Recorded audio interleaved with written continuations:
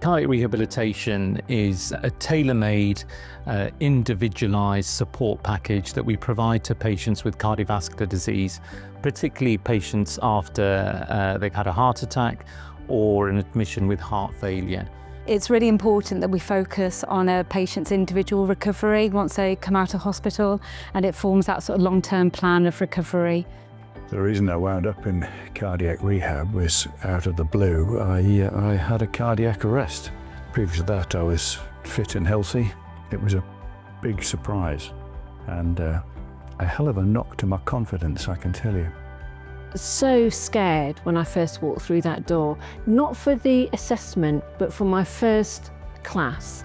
I was thinking, I don't know anybody. I don't know if I'm going to be able to do what they asked me to do. I'm going to make a fool of myself. I'm going to cry. First session was, again, I was very nervous. I really was. It was the hardest thing that I've ever done. As soon as I stepped through the door, I thought, oh wow, these people are just all like me. It reduces the risk of you dying from any cause, including heart-related causes, by about 30% after a heart attack or a heart failure admission. And that's as good as, if not better than, a lot of the drugs that we use to improve prognosis after these events. The cardiac rehab, I call it the cardiac rehab family, are superb. I've got a bigger family now than I've ever had. It's because you spend a lot of time talking to people and sharing your experiences. Having a look at last year's data within our rehab, 94% of people actually improve their fitness levels pre to post.